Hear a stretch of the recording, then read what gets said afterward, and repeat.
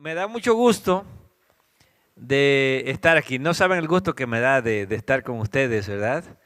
Y poder compartir estas clases sobre el cumplimiento profético del origen y el desarrollo de la iglesia adventista.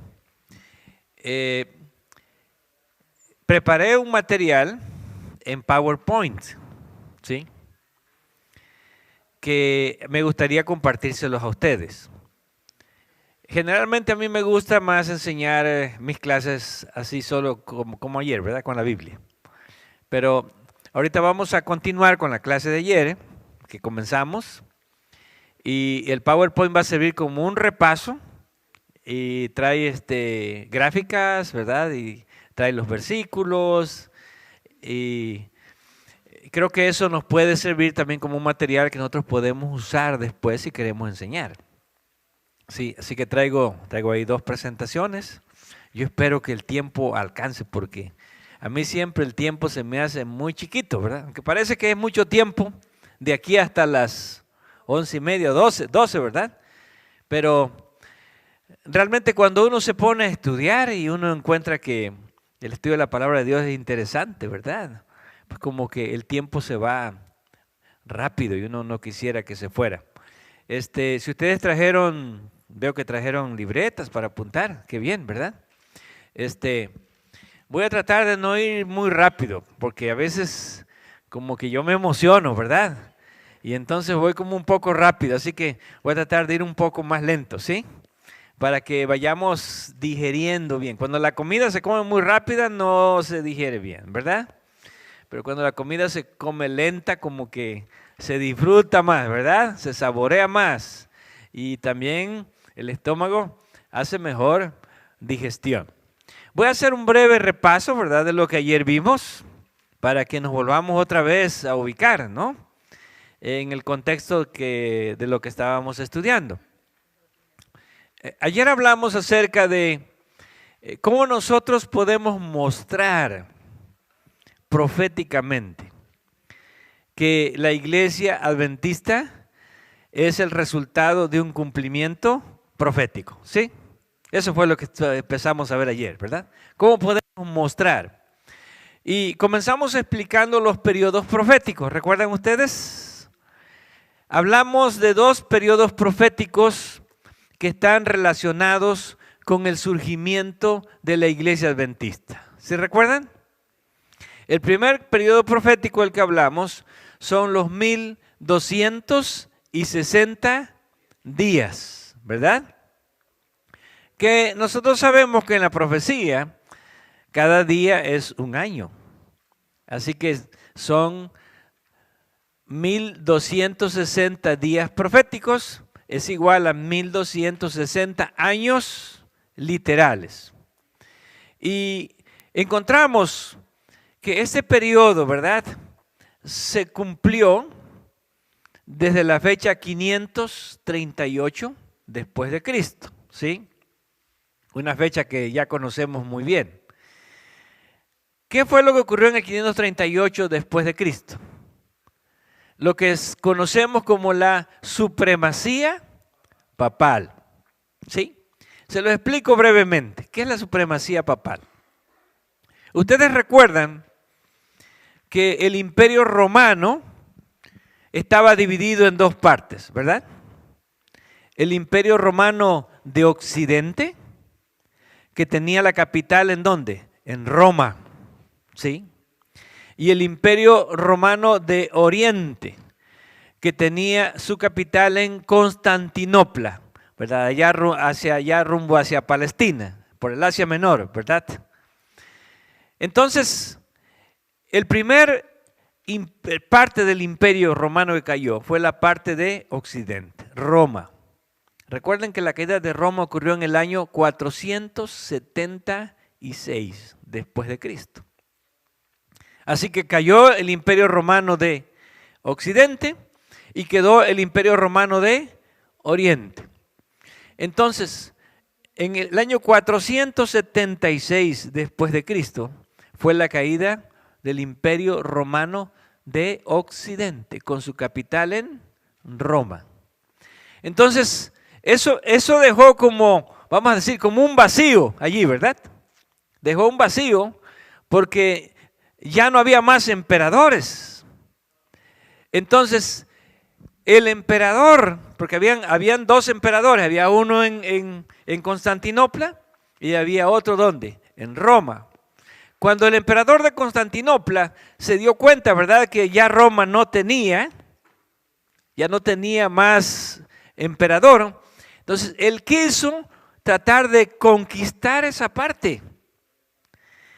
Pero esa parte de Roma, ¿verdad?, que era de esa parte del Imperio Romano, que era Roma, ya estaba poblada mayormente por cristianos, ¿sí?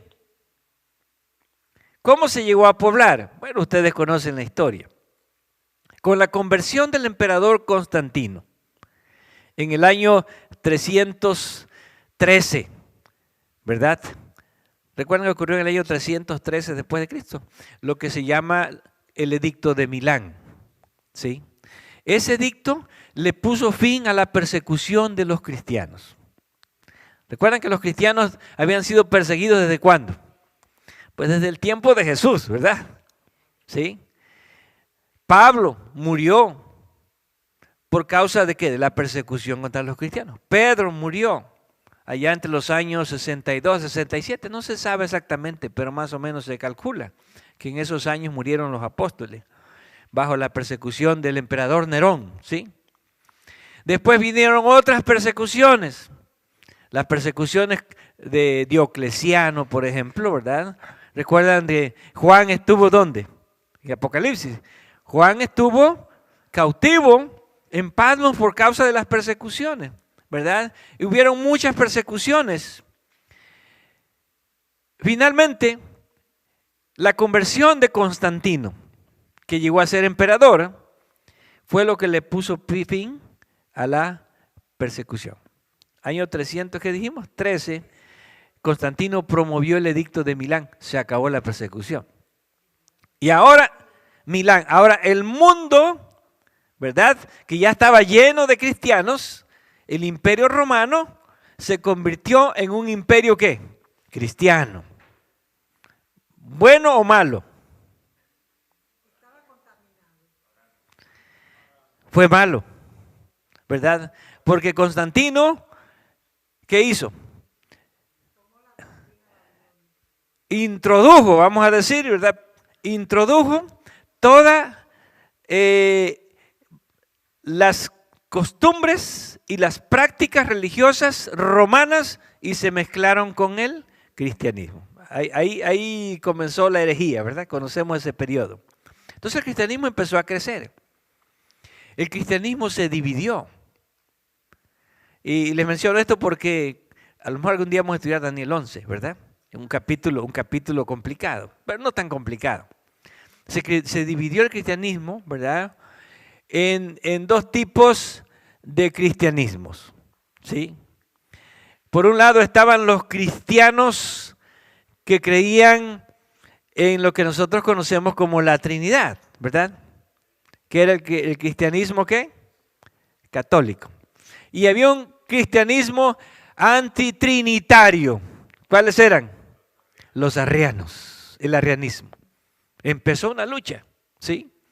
Y no, el arrianismo era muy grande, ¿sí? Constantino era cristiano católico, pero algunos hijos de Constantino fueron cristianos arrianos, así que hubo un periodo de gran tensión, ¿sí? Entonces, interesantemente, la lucha entre cristianos católicos y cristianos arrianos, los dos eran cristianos, ¿verdad?, se empezó a extender y ustedes saben la historia. Okay. Muy bien. Aquí me trajeron el control, ¿verdad? Se comenzó a extender esta lucha hasta que finalmente ustedes saben que el cristianismo católico comenzó a dominar al cristianismo arriano, ¿sí? Entonces el emperador Belisario de allá de Constantinopla pensó que si él le daba el poder al papado, entonces él iba a poder tener el control de todo el imperio romano, tanto de Oriente como de Occidente. Dijo, bueno, yo voy a apoyar porque vio que era el más fuerte. Esto hizo que se derrumbara el cristianismo arriano, ¿sí? Y en el 538 cayeron, ¿recuerdan aquellos cuernitos que se cayeron en Daniel 7? ¿Verdad? Cayeron las tres potencias arrianas que impedían que el papado tomara el control del todo el cristianismo en el imperio, ¿sí? Y cuando cayeron, subió el papa, ¿verdad?, al poder. El papado tomó el poder.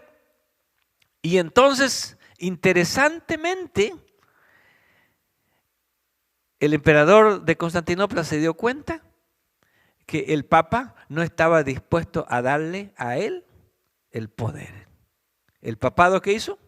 Tomó el poder para él mismo y se apoderó de todo el imperio romano de Occidente. Y puso su capital, ¿dónde? En Roma. Ahí está la transición que vemos en Apocalipsis 12 y Apocalipsis 13. ¿Verdad? Recuerden, vamos a ver un versículo. 13:2, 538, ¿sí? 538. ¿Qué dice Apocalipsis 13:2? ¿Verdad? ¿Quién le cede? ¿Quién le cede a quién? Dice, el dragón le cedió ¿a quién? A la bestia. Tres cosas. ¿Cuáles son? Su poder, su trono y su gran autoridad. O sea, ¿recuerdan que el dragón en Apocalipsis 12 quién es? Bueno, el dragón en Apocalipsis 12 representa el gran conflicto, ¿verdad? Pero a la vez también representa a la Roma pagana, ¿sí? Que es la que persigue a la mujer y la que trata de matar a su hijo en el capítulo 12, del versículo 1 al 6, ¿verdad? Ahí está esa historia. Entonces, ese dragón que es la Roma pagana, le cede el poder ¿a quién? A la misma Roma, pero ahora se llama Roma ¿qué? Papal, ¿sí? 538. Así que esa es la fecha. ¿Estamos en lo correcto? ¿Comprendemos la historia un poquito? ¿Sí? ¿Cómo fue que el papado llegó a tener el poder? ¿Por qué se le llama la supremacía papal? Porque se logró deshacer el cristianismo católico, se logró deshacer del cristianismo ¿qué? Arriano. Y llegó a tener todo el poder que habían tenido los emperadores, los césares, los emperadores romanos de Oriente. ¿Sí? Ahora, allí comienza este periodo de los 1260 días. ¿Y termina en qué año? 1798. Esa fecha la conocemos mejor, ¿verdad? Conocemos la historia. Bueno, ustedes saben que para ese tiempo Napoleón Bonaparte quería ser el emperador del mundo, ¿verdad? ¿Sí? Pero Napoleón Bonaparte, un francés, ustedes saben que en ese tiempo Francia, otro capítulo, ¿verdad? Otro capítulo de Apocalipsis, Apocalipsis 11. En ese tiempo Francia, ¿qué había hecho? Había mandado matar a los dos testigos, ¿sí? ¿Por cuánto tiempo? 3 días y medio, ¿sí? 3 días y medio. Y Francia se había convertido en una nación, en una potencia racionalista. Ustedes han leído eso en el conflicto, ¿verdad? ¿Qué significa racionalista? Ellos pusieron a la razón, ¿verdad? ¿Quitaron a quién? Trataron de quitar a Dios y pusieron como Dios ¿a quién? A la razón. Ahí nació lo que hoy conocemos como el racionalismo, ¿sí? Que aunque ustedes no lo crean, eso marcó la historia hasta nuestros días. Y yo solamente les comento algo. Miren, en los grandes círculos académicos, ¿sí? Y estamos hablando de círculos académicos teológicos. Por ejemplo, ustedes saben que la Universidad de Harvard y muchas universidades grandes de Estados Unidos tienen seminarios teológicos, ¿sí? Pero en esos seminarios teológicos, lo que predomina, ¿saben qué es? El racionalismo, ¿sí? Eso es lo que predomina.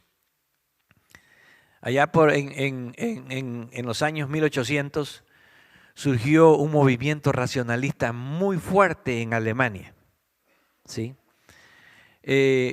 Un teólogo llamado Julio Wellhausen. ¿Han oído hablar de Julio Wellhausen? A él se le atribuye, ¿verdad?, lo que se llama ahora el historicismo crítico, que es una nueva forma de interpretar la Biblia. Y este Julio Wellhausen enseñó lo siguiente, ¿verdad? Que la Biblia, que las Escrituras tenían que ser, había que quitarles los mitos, ¿sí? Las historias, las leyendas. Y uno de los principios que ellos tomaron fue el principio racionalista. Muy bien. Los racionalistas dicen así. Las Escrituras dicen que Jesús caminó en el mar, ¿verdad? ¿Sí recuerdan ustedes la historia? Sí. Los racionalistas dicen, ¿algún día alguien ha caminado en el mar? ¿Ustedes conocen a alguien que camina en el mar? Sí. Bueno, entonces si nadie ha caminado en el mar, eso es un mito. Jesús nunca caminó en el mar. Esa es una historia que se inventaron los de los evangelios, ¿sí? A ver, ¿aquí moví algo? No, solito, sí. Entonces no es correcto decir que tenemos que aplicar la razón por encima de los sentimientos. Bueno, yo creo que desde un punto de vista, ¿verdad? Tal vez no bíblico, la razón es importante. Pero desde un punto de interpretación bíblica, ¿la razón qué? La razón no siempre es el principio de la interpretación. Ahora, para ellos sí, ¿sí? Por ejemplo, ellos decían, ¿alguna vez usted ha visto que alguien resucita a un muerto? Es más, ¿alguien en la historia ha resucitado a un muerto que los científicos tengan evidencia? No, nadie. ¿Verdad? Solamente los profetas del Antiguo Testamento y Jesús. Entonces los racionalistas, ¿qué dicen? Eso no puede ser ¿qué? No puede ser verdad, eso es un mito, es una historia, porque eso no es algo racional y es algo que no se ha vuelto a ver nunca más, ¿sí? Entonces, ¿dónde nació ese movimiento racionalista? ¿Dónde nació? En Francia, ¿sí? En ese periodo, ahorita lo vamos a ver, en ese periodo de los 3 años, 3 días y medio. Ahora, no se confundan. En Apocalipsis 11 hay 2 periodos proféticos, ¿sí? Hay un periodo profético que son 3 años y medio, que son 1260, ¿qué? 1260 días. Vamos a verlos así rapidito, para que vean que no es lo mismo. Vamos al libro de Apocalipsis, capítulo 11. Recuerden que yo les estoy dando un poquito de historia, ¿verdad? Porque yo creo que es importante que nosotros conozcamos el contexto de la profecía, el cumplimiento histórico. Ya vimos en el versículo 2, ¿verdad? Que Apocalipsis capítulo 11, versículo 2. Ya vimos allí que está el primer periodo, que dice, pero el patio que está fuera del templo, déjalo aparte y no lo midas, porque ha sido entregado ¿a quién? A los gentiles. ¿Quiénes son los gentiles? A ver, ahora ustedes saben quiénes son los gentiles. ¿Quiénes son los gentiles? El cuerno pequeño, ¿sí? ¿Quién más? La bestia, de Apocalipsis 13. ¿Quién más? El rey del norte, de Apocalipsis 11, ¿sí? ¿Quién más? El dragón, de Apocalipsis 12, ¿sí? ¿Quién más? La abominación desoladora. Hay muchos términos, pero al final son ¿qué? Es el mismo poder. El mismo poder. Entonces dice aquí, los gentiles hollarán la ciudad santa, ¿cuánto? 42 meses. Y aquí vienen los dos testigos. Y daré a mis dos testigos que profeticen, ¿por cuánto? Por 1260 días vestidos ¿de qué? De cilicio. ¿Quiénes son los dos testigos? Bueno, los dos testigos son vamos a decir, ahí se les describe simbólicamente como profetas, ¿verdad? Profetas. ¿Por qué profetas? Muy bien, porque los dos testigos representan. ¿Qué representan? Representan el espíritu de la profecía, ¿sí? Ahora, quiero decirles algo. Algunos creen que espíritu profecía se refiere nada más a Elena G. de White. ¿Es verdad eso? No. ¿El espíritu profecía qué es? Es la inspiración que han tenido, ¿qué? Todos los profetas, tanto del Antiguo como del Nuevo Testamento. ¿Eso cómo se llama en la Biblia? El espíritu de la profecía. ¿Sí? Así que los dos testigos representan ¿qué? El espíritu de la profecía. Pero eso se le llama ¿qué? Profetas. ¿Por qué? Porque los profetas ¿qué hacen? Profetizan. ¿Sí? Y así se representan. Así que, ¿por cuánto tiempo iban a estar? Miren, aquí hay algo interesante. Los testigos por 1260 años iban a estar de luto, ¿verdad? Porque están vestidos ¿de qué? De cilicio. Sí, el periodo grande. Esos son 3 años y medio proféticos, ¿correcto? Por 3 años y medio proféticos iban a estar de luto, vestidos ¿de qué? De cilicio.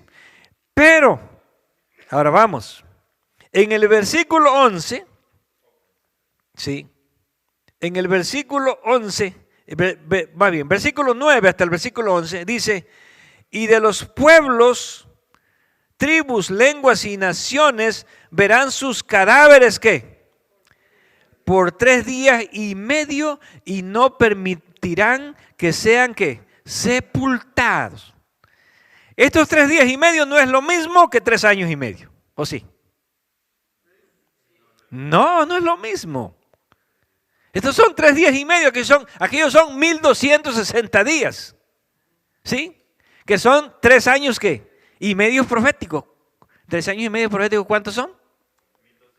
1260 días. Pero estos son 3 días y medio proféticos. ¿Cuántos son? 3 años y 6 meses. ¿Correcto? Eso es diferente, no nos confundamos. Sí. Lo vuelvo a repetir. Muy bien. Apocalipsis, bueno, ahorita lo vamos a ver otra vez, ¿sí? Porque voy a llegar ahí, porque también eso tiene que ver con el nacimiento de la iglesia adventista, ¿correcto? Pero lo voy a repetir. Apocalipsis 11 presenta 2 periodos proféticos, ¿sí? El primero que está en el versículo 2 y el versículo 3, ¿correcto? Que son 42 veces en el 2, ¿sí? Y son 1260 días en el 3, que ya dijimos que es igual a 3 años y medio proféticos, que es igual a tiempo. Tiempo es un dual y la mitad de un tiempo. ¿Estamos claros hasta ahí? Que comenzó en el año de ¿qué? 538 y terminó en el año de 1798. ¿Correcto? Ahora, en ese periodo los testigos, ¿cómo están? Vestidos de luto. ¿Correcto? Vestidos de luto. Pero viene después el segundo periodo, que estamos en el versículo 9. Y este segundo periodo es el versículo 9. Dice, y los de los pueblos, tribus, lenguas y naciones verán ¿qué? Sus cadáveres. Aquí ya no están de luto. ¿Cómo están? Están muertos. ¿Quién los mata? Vamos a ver el versículo 8. Y sus versículo 7, cuando hayan acabado su testimonio, la bestia que sube del abismo, o sea, al final hará guerra contra ellos, ¿qué? Y los vencerá y los matará. ¿Quién mata a los dos testigos? Miren, los gentiles los ponen de luto por 1260 años. Pero una bestia que surge del abismo viene y ¿qué? Y los mata. ¿Ahora estamos claros? ¿Cuándo? Al final del periodo de su testimonio. La parte final. Quiere decir que al final de los 1200, ¿qué? 60 años. Va a surgir otra bestia que viene y ¿qué? Y los va a matar. Sí. Muy bien. Y dice el versículo 8. Y sus cadáveres estarán en la plaza de la gran ciudad, que en sentido espiritual se llama ¿cómo? Sodoma y Egipto, donde también nuestro Señor fue crucificado. A ver, ¿cuál es la plaza de la gran ciudad? Vamos a empezar. ¿Quién es la bestia que surge del abismo y los mata? Francia. Francia. La Revolución Francesa. ¿Sí? ¿Correcto? Así que la gran ciudad, ¿a quién representa? Donde van a estar muertos en la plaza. Representa a Francia, ¿verdad? Cuando Francia se estaba convirtiendo en ¿qué? En la gran potencia, bueno, ya era la gran potencia del mundo. Sí. Y dice aquí que en un sentido espiritual esta gran ciudad se llama Sodoma. ¿Por qué Sodoma?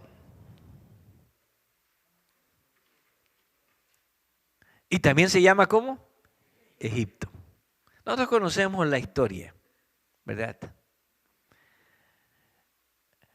¿Por qué fue destruida la ciudad de Sodoma? ¿Ustedes recuerdan cuando los ángeles llegaron a visitar cuando llegaron a visitar a Lot? Sí. Sí. ¿Y por qué Egipto? El faraón, ¿recuerdan al faraón? ¿Cuál fue la actitud de Sodoma hacia Dios? ¿Y cuál fue la actitud de Egipto hacia Dios? Desafiar a Dios. O sea, es lo mismo que hace ¿quién? Lo mismo que hace Francia. Bueno, ¿quién es Dios? Vamos a borrar a Dios y vamos a poner, es más, hasta la representaron con una mujer, ¿verdad? Vamos a poner como Dios ¿a quién? A la razón. Sí. Ahora, ¿por cuánto tiempo dice aquí? Vamos al versículo 10, versículo 9. Y los de los pueblos, tribus, lenguas y naciones, en otras palabras, el mundo entero, verán sus cadáveres. ¿Por cuánto tiempo? Por 3 días y medio. Ahí los testigos están ¿qué? Muertos. ¿Y qué? Y no permitirán que sean sepultados. Mire, cuando en Francia surge la Revolución Francesa, ¿qué hicieron con las escrituras? ¿Ustedes han leído la historia? Las quemaron en la plaza de la ciudad de Francia, como una señal de que querían borrar, ¿verdad?, del mundo la palabra de Dios. ¿Sí? Y con el surgimiento del racionalismo, ahora ya un movimiento intelectual, ¿verdad? ¿Saben que con el establecimiento de este hombre Wellhausen y el racionalismo y la forma de interpretar la Biblia, a principios del siglo XX se llegó a creer, ¿verdad?, que el movimiento racionalista del historicismo crítico de Julio Wellhausen iba a finalmente dominar a todo el cristianismo en el mundo. ¿Sí? Ustedes no recuerdan, y yo porque no vivimos en ese tiempo, ¿verdad? Que iba a dominar a todo el mundo, ¿sí? Ese movimiento. Afortunadamente surgió otra corriente, una corriente que comenzó a defender ¿qué? La Biblia, ¿verdad? La inspiración bíblica. Y que vino a, vamos a decir, no vino a terminar porque todavía existe y es muy fuerte. Pero vino ¿a qué? A neutralizar esa corriente racionalista que ya se había infiltrado en la interpretación de las Sagradas Escrituras. Así que el mundo reacciona, por eso dice aquí que los habitantes del mundo ¿qué? No permiten que los entierren. ¿Qué hubiera pasado si a los dos testigos los entierran, hermanos? Ahorita ya no tuviéramos Biblia, ¿verdad? Pero claro, Dios no iba a permitir eso. ¿Por qué? Porque estos dos testigos, ¿verdad? Aparentemente ya estaban muertos, pero no estaban muertos. ¿Qué dice el versículo 10? Y los moradores de la tierra, ¿qué? Se regocijarán sobre ellos y se alegrarán y se enviarán regalos, unos ¿qué? A otros, porque esos dos profetas habían atormentado a los moradores de la tierra. A ver, ¿por qué los habían atormentado?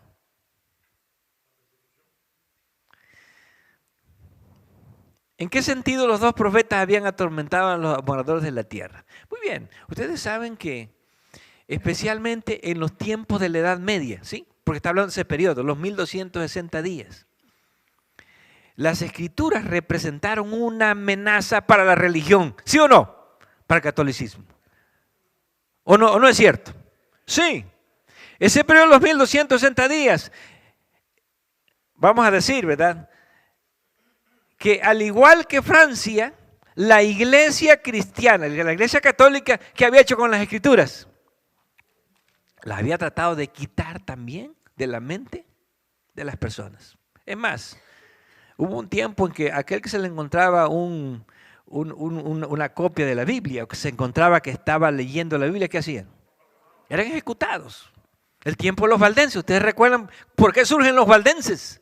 Cómo los valdenses escondían las Biblias, los trozos de la Biblia o las Biblias para irlas ¿qué? Vendiendo y para irlas distribuyendo, porque era un tormento las escrituras. Cuando la tradición había dominado al mundo religioso a través del catolicismo, ¿verdad? La escritura se convirtió en ¿qué? En una amenaza.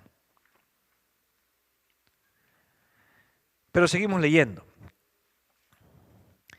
Pero versículo 11. Pero después de ¿qué? De 3 días y medio, entró en ellos ¿qué? El espíritu de vida enviado por Dios. ¿Y qué va a pasar?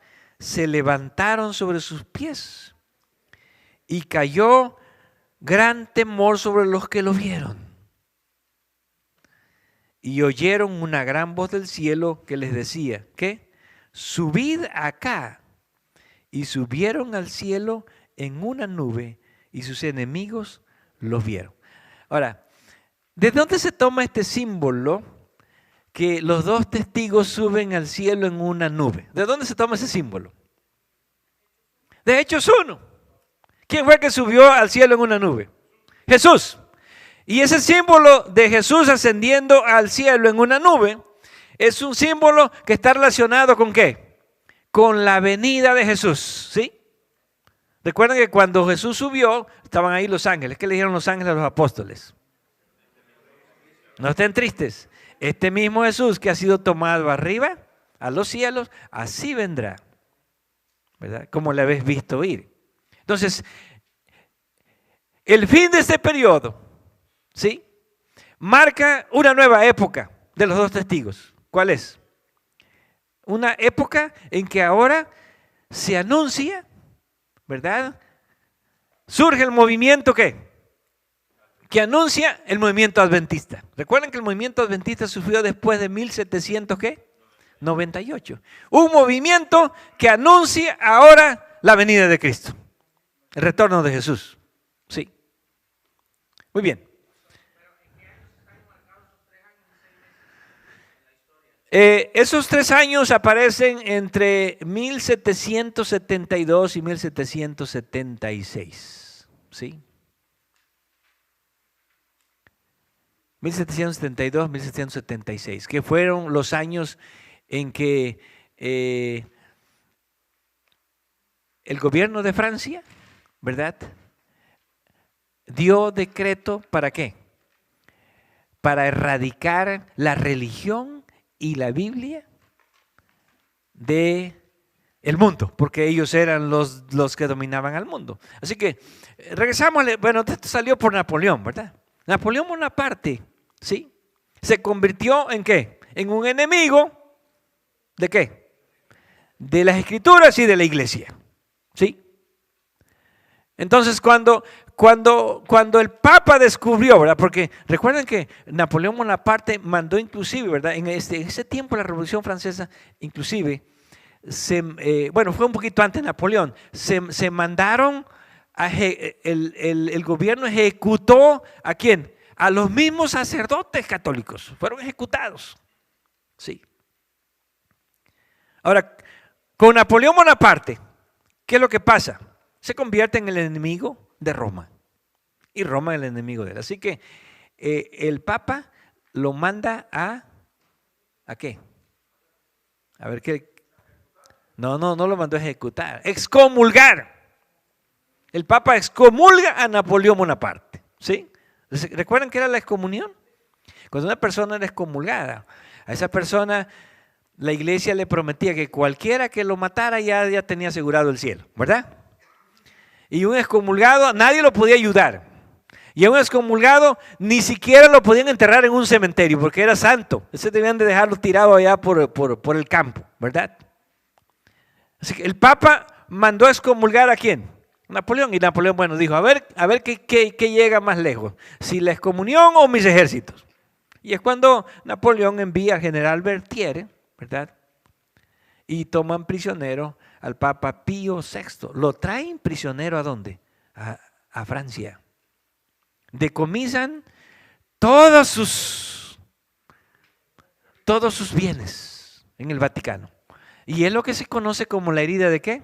De muerte. Se pensó que ese era el fin del catolicismo, cristianismo católico, ¿verdad? Lo llevan al Papa prisionero a Francia y Napoleón lo manda a desterrar a una región de Francia conocida como las Galias, ¿sí? Ahí murió el Papa y parecía que con eso se había muerto el cristianismo católico, pero no murió. Apocalipsis 13 nos dice que la herida de muerte ¿qué? Fue sanada. Y ustedes saben cuándo ocurrió eso, ¿verdad? En el año de 1929 con el Tratado de Letrán. El Papa vuelve ¿a qué? A recuperar, 1929, el Tratado de Letrán. El Papa vuelve a recuperar otra vez ¿qué? El poder. Le son regresados los estados, el Estado del Vaticano que le había sido, ¿verdad?, confiscado o quitado durante el periodo de Napoleón.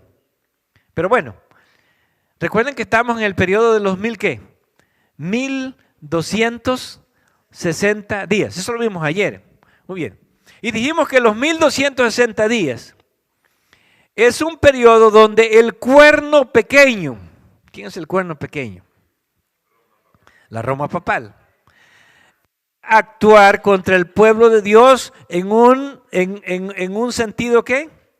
Horizontal, ¿verdad? Los 1260 días son eventos que ocurren ¿dónde? Aquí en la tierra, ¿sí? Aquí en la tierra. La persecución, ¿verdad? La herida de muerte, el establecimiento del papado, todos esos eventos ocurren ¿dónde? Aquí en la tierra, son historia terrenal. Pero el periodo de Daniel 8 que estamos viendo, Daniel 8 nos habla de otro periodo profético, que es el segundo. ¿Cuál es? Los 2300 días. Y ayer vimos que los 2300, todas las cosas que ocurren en los 2300 días no están dentro de ¿qué? De un plano terrenal. Están en un plano ¿qué? Celestial. Porque el cuerno pequeño, vamos a decir, lo voy a poner así, los 1260 años representan una guerra física del cuerno pequeño contra el pueblo de Dios aquí en la tierra. Ahora sí lo vemos más claro. ¿Qué tipo de guerra fue? Física.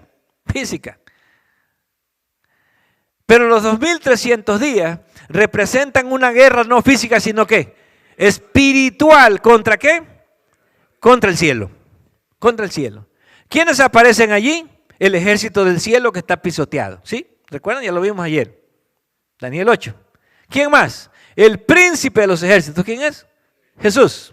¿Quién más? El Tamid, el continuo, que es el ministerio del santuario. ¿Sí? Y por lo tanto, el santuario, después de los 2300 días, necesita ser ¿qué? Purificado. ¿Dónde? ¿En la tierra? No, en el cielo. ¿Sí? Y eso es lo que nos lleva al nacimiento de la iglesia adventista del séptimo día. ¿Verdad? Muy bien. Ahora, ¿estamos claros hasta ahí con los dos periodos proféticos? ¿Sí? Vamos a ver entonces. Dejamos los 1260 días y nos concentramos más en ¿qué? En los 2300 días. Daniel 12, 4. Estamos haciendo el repaso porque queremos que esto se quede, ¿verdad? Que esto no se vaya. Daniel 12, 4. ¿Nos habla de qué nos habla? Daniel 12, 4. Cierra las palabras, Daniel. ¿Cuáles son las palabras? El Devarim, ¿verdad? Devarim, en hebreo. ¿Qué es el Devarim? ¿Es todo el libro de Daniel? No, una porción solamente. Todo el libro de Daniel es el libro. El libro es el libro. Cierra las palabras y sella ¿qué? Sella el libro. ¿Qué quiere decir? Que el libro de Daniel no podía ser completamente entendido, sino hasta que las palabras fueran ¿qué? Abiertas. Y esas palabras iban a ser abiertas. ¿Qué significa? Comprendidas. La profecía que iba a ser comprendida. ¿Cuándo? En el tiempo del fin. Miren, esto es clave para dar un estudio bíblico. ¿No les parece? Porque nosotros no estamos inventando cosas, las estamos sacando de la profecía. Ahora, según Daniel, y eso lo vimos ayer, quiero que esto quede bien claro. Según Daniel, ¿cuándo iba a comenzar el tiempo del fin? Bueno, tenemos dos versículos, ¿verdad? Daniel 12:7. ¿Qué nos dice Daniel 12:7? Que la dispersión del pueblo santo, la persecución, iba a terminar ¿cuándo? Cuando terminara el periodo de tiempo, tiempos y la mitad de un tiempo. ¿Sí? Y tenemos el otro que es Daniel 11, 31 al 36. Ayer lo leímos nada más 3 versículos, el 31, 35 y 36, ¿verdad? Para abreviar un poco, pero ahí está la historia. Donde nos dice que la abominación desoladora. ¿Quién es la abominación desoladora? Ya sabemos, ¿verdad? ¿Quién es? Los mismos gentiles, el cuerno pequeño, el rey del norte, ¿verdad? El dragón y la bestia. Mire, ¿cuántos nombres? La abominación desoladora. 6 nombres, ¿verdad? Sí. Entonces, ¿qué estamos diciendo? A ver.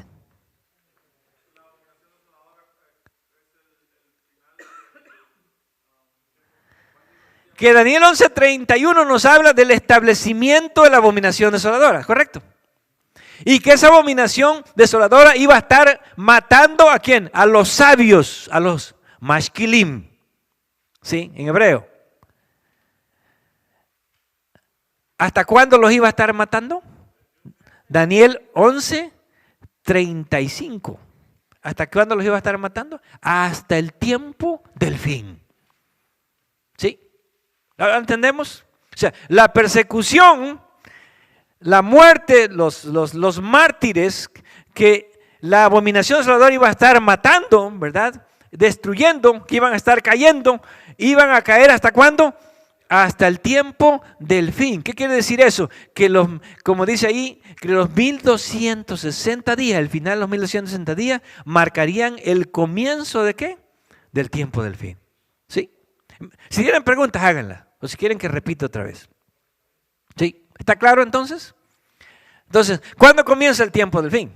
El tiempo del fin no comienza en 1844. ¿Cuándo comienza?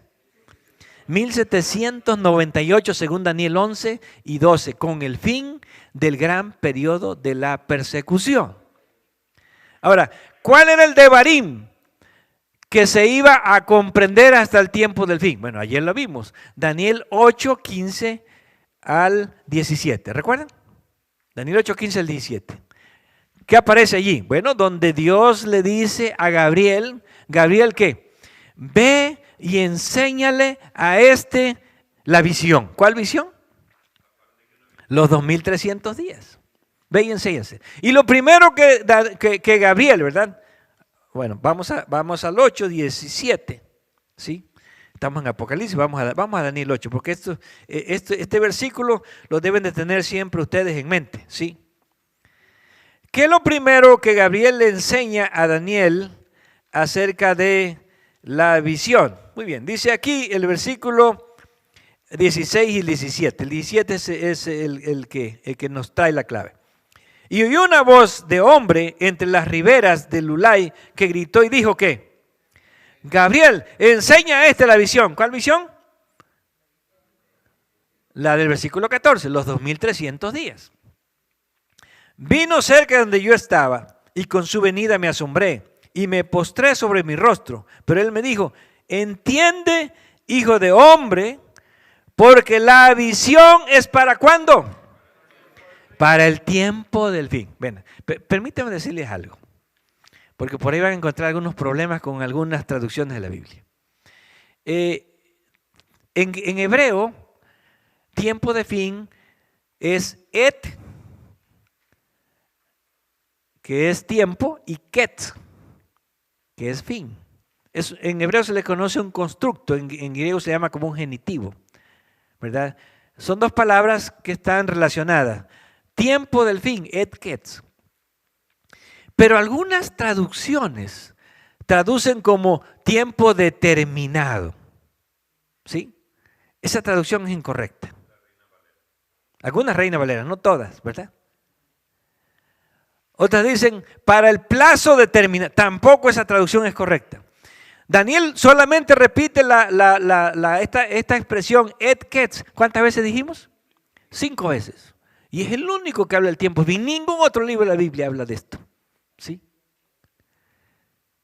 Y uno de estos versículos, ¿verdad? Estos versículos que aparecen allí para el tiempo del fin, es Daniel, ¿verdad? 8, 17, donde que leemos. Fue la primera vez que se menciona. Donde dice que la visión de los 2300 días es ¿para cuándo? Para el tiempo del fin. ¿Qué significa esto? Que esa visión iba a encontrar su cumplimiento en el tiempo del fin. ¿Cuándo comenzó el tiempo del fin? 1798. Quiere decir que la visión tendría que cumplirse después de ¿qué? De 1748. Ahora, ¿los 2300 días se cumplieron después se cumplieron en el tiempo del fin? ¿Sí o no? Sí. Ahora, Daniel 12:4 dice que las palabras iban a estar selladas. El Devarim, ¿cuál es el Devarim? Daniel 8, aquí lo estamos viendo. Iba a estar sellado ¿hasta cuándo? Hasta el tiempo del fin. Quiere decir que antes de 1798 no podría ser ¿qué? Comprendida esta profecía. Sí, ya vamos ahora hacia Guillermo Miller, ¿sí? Vamos hacia Guillermo Miller. Bien. ¿Alguna pregunta hasta aquí? Si tienen preguntas, háganla, hermano. Sí. Sí, una pregunta y confusión. Sí.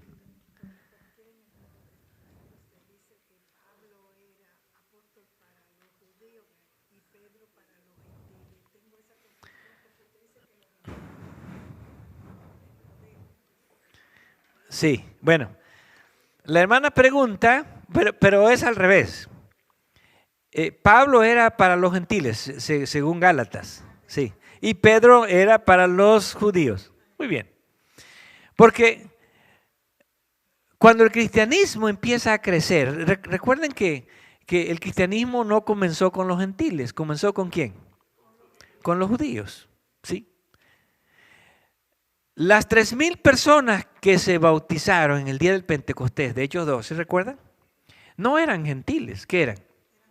Eran judíos, eran los que habían venido de la diáspora. Todos eran judíos. ¿Sí?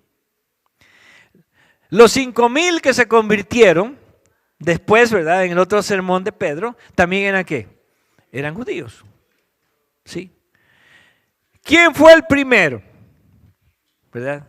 ¿Quién fue el primero que, vamos a decir, fue nombrado como apóstol y que le dio apertura al primer centro cristiano para los gentiles, según Hechos 13? Recuerden que en Hechos 13 se habla de el primer centro cristiano para los gentiles. ¿Dónde estaba, hermanos? ¿En qué lugar estaba? Ahí está en 13:1. Ahí dice, Hechos 13:1.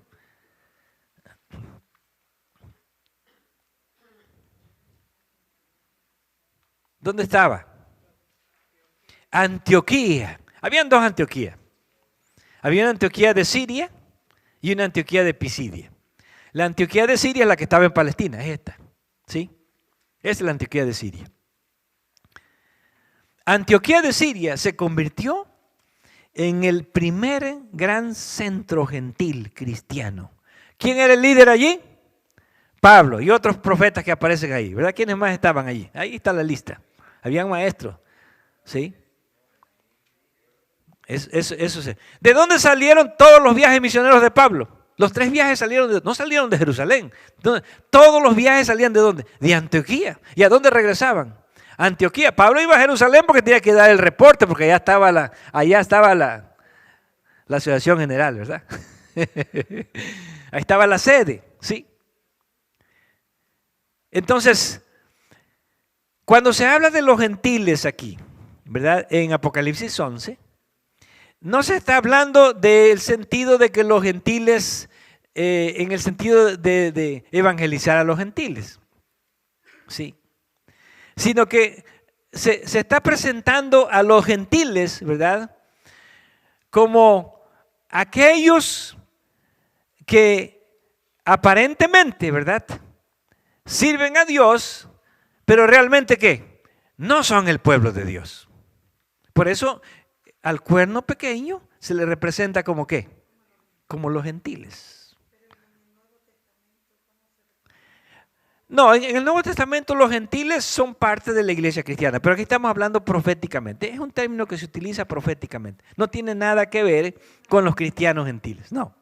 Este es un término que se usa simbólicamente para representar. Recuerden ustedes que los gentiles siempre aparecen como ¿qué? Como aquellos que están separados del pueblo de Dios, ¿verdad? En el sentido espiritual, ¿sí? Pero claro, ya en el sentido práctico los gentiles forman parte de la iglesia de Cristo, ¿verdad? Y Pablo es enviado como apóstol a los gentiles. Muy bien. Entonces, volviendo otra vez, ¿sí? Volviendo otra vez al asunto profético, ¿correcto?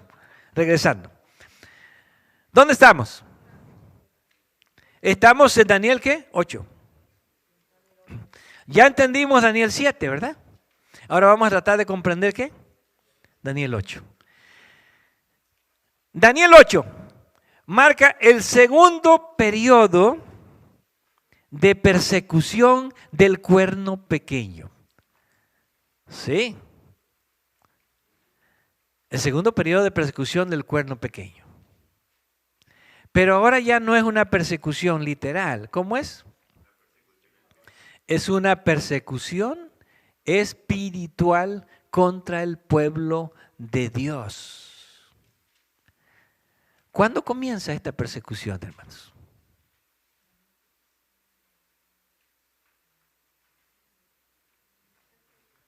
¿Cuándo comienza? No. Porque 538 son los 1260 días.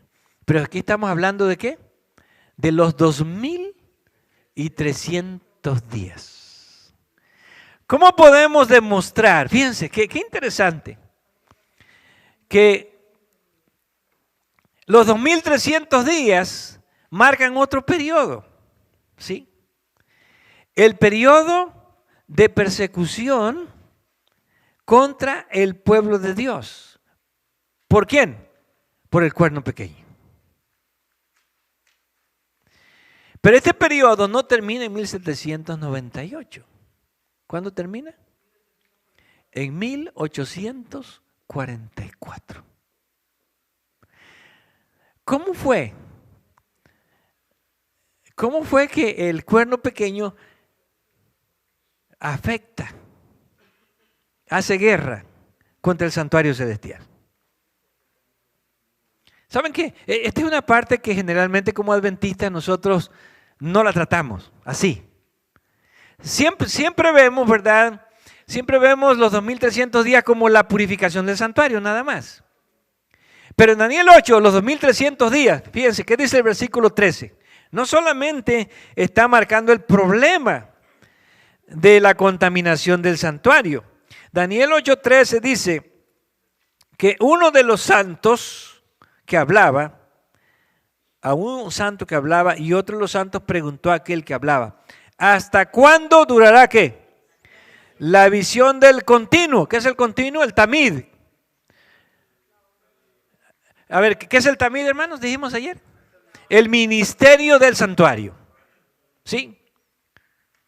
Que incluía tener encendidas las lámparas todo el tiempo. ¿Sí? Miren, le voy a decir a qué se le llama tamid en el libro de Levíticos. ¿Sí? El tamid, la palabra tamid significa algo que se hace que continuamente y que no para. ¿Sí? Cuando se inauguró el santuario en Éxodo 40, ¿recuerdan? En Éxodo 40 está la inauguración del santuario. Y también cuando se inauguró el templo de Salomón, ¿recuerdan ustedes? Primera de Reyes, ¿verdad? 5, 6. ¿Cómo fue que se encendió el fuego del altar? Dios, dice la Biblia, ¿verdad? Que Dios fue el que lo encendió. Eso era lo que se llamaba el fuego sagrado. Y cuando Dios encendió por primera vez en el santuario el sacrificio, ese fuego nunca debería de apagarse. ¿Sí? Por eso se llamaba ¿cómo? Tamid. Se le llama tamid. Por eso los sacerdotes tenían que ofrecer 2 holocaustos diarios. ¿Sí? ¿Qué es un holocausto? Era un sacrificio que tenía que estarse quemando constantemente. Ese fuego del altar, fíjense, ese fuego del altar nunca debería de apagarse, porque Dios lo había encendido, era el fuego sagrado. Entonces, en la mañana, los sacerdotes venían y ofrecían el primer sacrificio, que se estaba quemando ¿hasta qué hora? Todo el día, hasta la tarde. ¿Sí? En la tarde se quemaba otro cordero, ¿verdad? Que debía estarse quemando toda la noche, ¿hasta dónde? Hasta la mañana. Pero solo se podía usar fuego sagrado. Levíticos 10, vamos a ver, ¿qué pasó en Levíticos 10? Mueren los 2 hijos de Aarón. A ver, ¿cuál es la razón? ¿Alguien lo quiere leer? Levíticos 10:1. ¿Sí? Dice ahí, ¿verdad? Levíticos 10, ¿verdad? Del 1 en adelante. Que los hijos de Aarón, ¿recuerdan qué hicieron? Tomaron vino. Se emborracharon. Y dice ahí, ofrecieron ¿qué? Fuego extraño. ¿Qué es fuego extraño, hermano? Fueron a la cocina, ¿verdad? De su casa. No andaban bien de la cabeza. Fueron a la cocina y trajeron ¿qué? Fuego. Bueno, vamos a pensar porque lo más lógico que habían ido a la cocina, ¿verdad? Trajeron fuego de otro lado y lo usaron ¿para qué? Para ofrecer un sacrificio. ¿Y qué pasó? Dice, fuego salió de la presencia de Dios. Miren, ¿qué significa? La presencia de Dios era el lugar santísimo. Ahí estaba la presencia de Dios. Así, cuando ellos vinieron y se presentaron con ese fuego extraño, ¿verdad? Porque recuerden que, miren, se los explico fácil. Dios había incendiado el altar de sacrificios afuera con fuego del cielo, fuego sagrado. Los sacerdotes tenían que tomar, ¿verdad?, brasas del altar de sacrificio y traerlo hasta el santuario al altar del incienso. ¿Sí?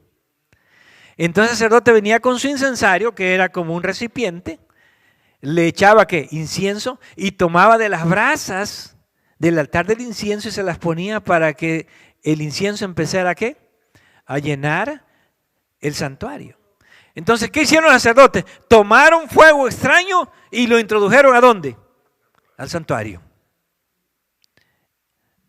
Y el fuego de Dios salió ¿de dónde?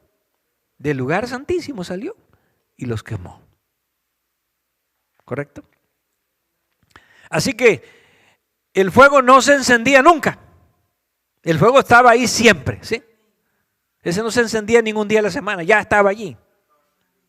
Cuando Salomón inauguró su templo, Primera de Reyes, otra vez Dios, ¿qué hizo? Lo encendió. Eso dice la Biblia. Otra vez Dios lo encendió para que el fuego estuviera siempre allí. ¿Correcto? Entonces, ¿eso es qué? Ese era un tamid. Otro tamid, ¿cuál era? Las lámparas. El sacerdote tenía que poner aceite en la mañana para que las lámparas estuvieran ardiendo. Esas estaban adentro del lugar santo. ¿Ardiendo qué? Todo el día.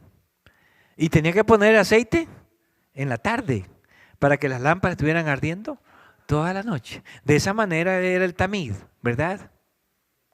Así que había un sacrificio que era tamid. ¿Cuál era? Los holocaustos. ¿Qué significa? Que siempre había intercesión, ¿sí? Los sacerdotes tenían que estar ofreciendo también ¿qué? El incienso, ¿sí? También era un tamid continuamente, todo el tiempo tenía que estarse ofreciendo ¿qué? Incienso a Dios. Otras palabras, cuando dice aquí que el cuerno pequeño quitó el tamid, no de la tierra, sino ¿de dónde? Del cielo. ¿Qué está diciendo? Que el cuerno pequeño vino a reemplazar el ministerio del santuario celestial, ¿sí? El ministerio del sacrificio de Cristo y la intercesión sacerdotal de Jesús vino a ser reemplazada ¿por quién? Por el cuerno pequeño. Muy bien. ¿Cuándo iba a terminar eso? Cuando el santuario viniera a ser ¿qué? Purificado. ¿Cómo se purifica el santuario?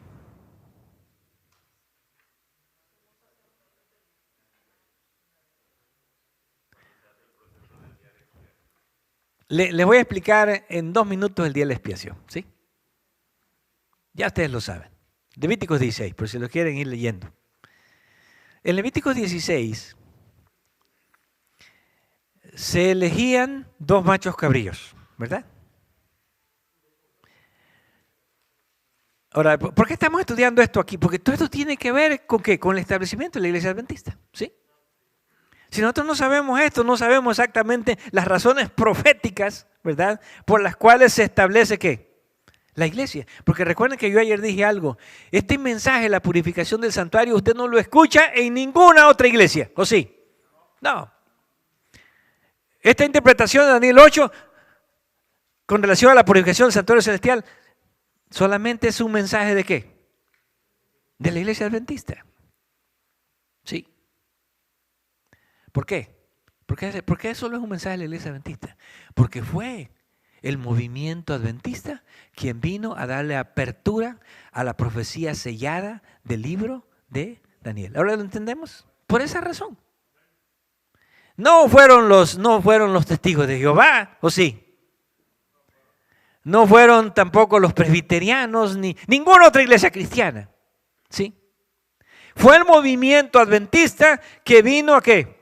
A darle apertura a el Devarim, la profecía que había sido sellada hasta el tiempo del fin, ¿verdad? Y que vemos ahora, ¿sí? Que es la profecía de ¿qué? Daniel 8:14.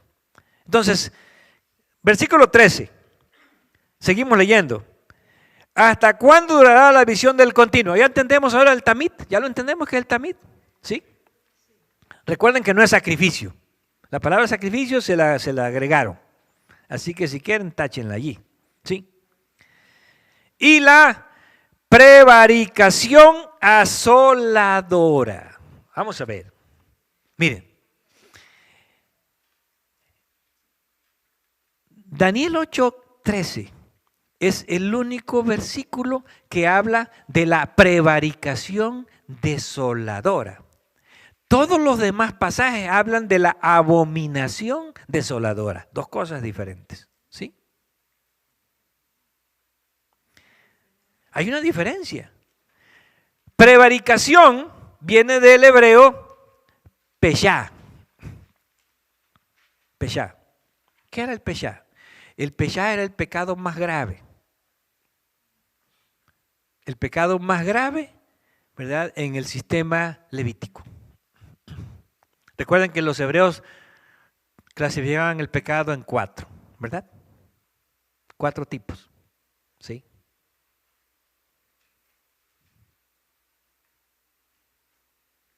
¿Cuáles eran? ¿Sí recuerdan cuáles eran? No, tenía 4 nombres, ¿verdad? Tenía 4 nombres. Había uno, ¿verdad? El más grave era el peshá, que se traduce como rebelión en el Antiguo Testamento. ¿Sí? Es el más grave de todos. Le llamaban el pecado de la mano levantada, porque era el que desafiaba directamente ¿a quién? A Dios. ¿Sí? Por eso se traduce como rebelión. Había otro que se llamaba Abón. Se escribe así como los productos de Avon, ¿verdad? Eso que se pone en el maquillaje. ¿Sí? Avon. Ese Avon era iniquidad, la iniquidad. Miren, les voy a describir, el peshá es como cuando alguien dice, si él dice que es negro, yo voy a decir que es blanco, ¿verdad? Si Dios dice que me vaya yo por este camino, yo agarro este otro. ¿Por qué? Porque estoy en rebelión ¿contra quién? Contra Dios, ese es el peshá.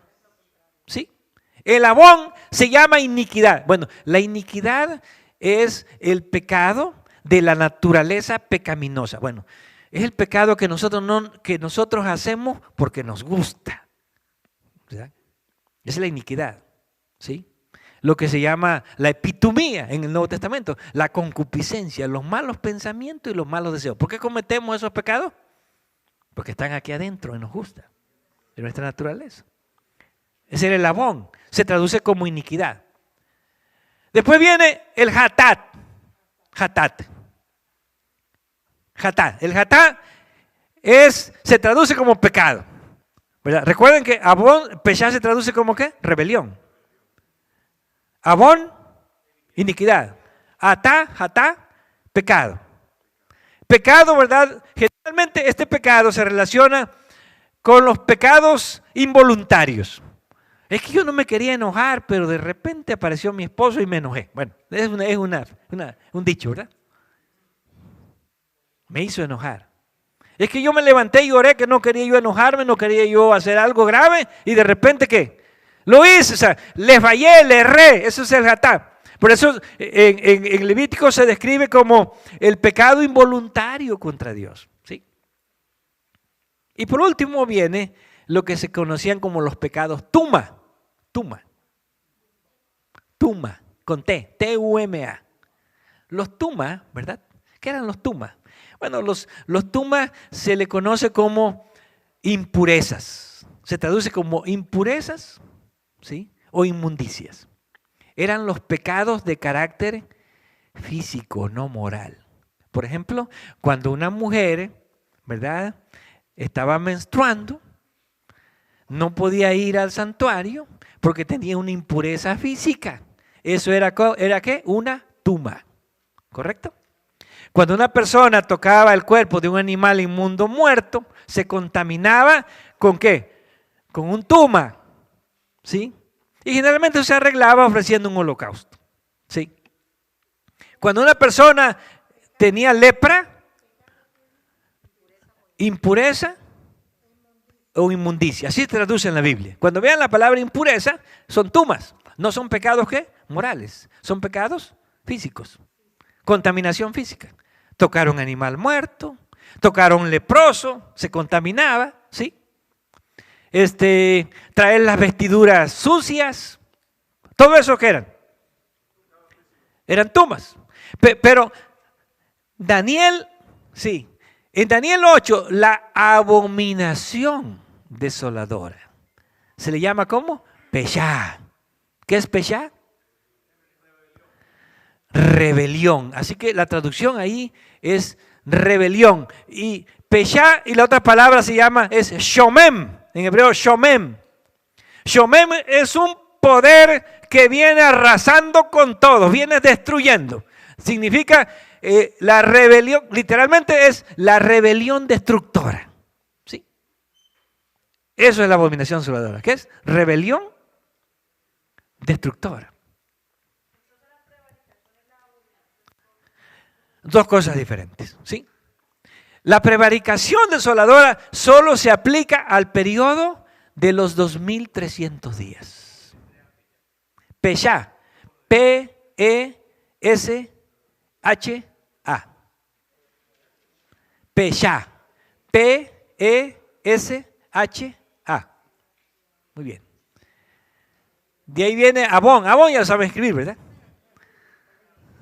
Así como el Avon.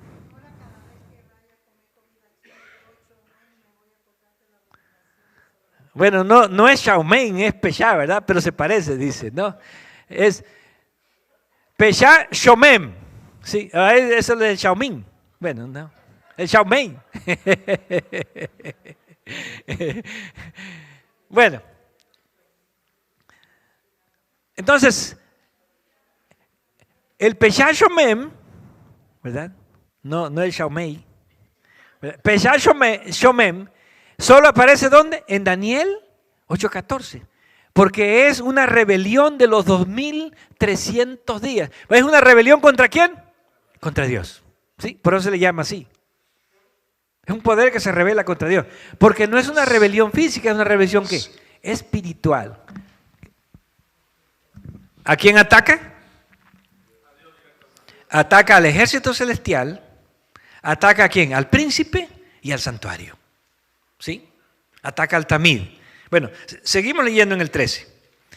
Dice, ¿hasta cuándo durará la visión del Tamid? ¿Ya entendemos qué es el Tamid? ¿Sí? Ahora viene, y la prevaricación asoladora. ¿Entendemos qué es la prevaricación asoladora ahora?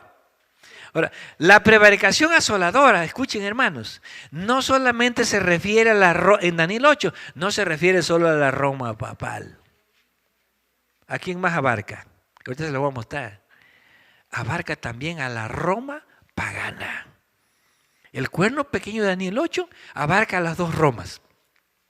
La Roma papal y la Roma ¿qué? Pagana. ¿Cómo lo sabemos? Recuerden que el cuerno pequeño de Daniel 7 solo es la Roma papal. ¿Sí? Y eso lo podemos ver en el contexto. Pero el cuerno pequeño de Daniel 8 abarca las dos Romas. Porque recuerden que hay una Roma, ¿verdad?, que colabora contra el príncipe de los ejércitos. ¿Quién es? Contra Jesús. Y esa es la Roma pagana. Miren, pero no quiero ver muchos detalles porque podemos dar cada detalle, ¿verdad? Podemos interpretar todo Daniel 8, pero no lo estamos interpretando. Estamos viendo nada más las cosas más importantes, ¿sí?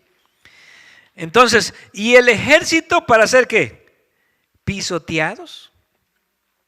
Recuerden que ayer vimos que todo esto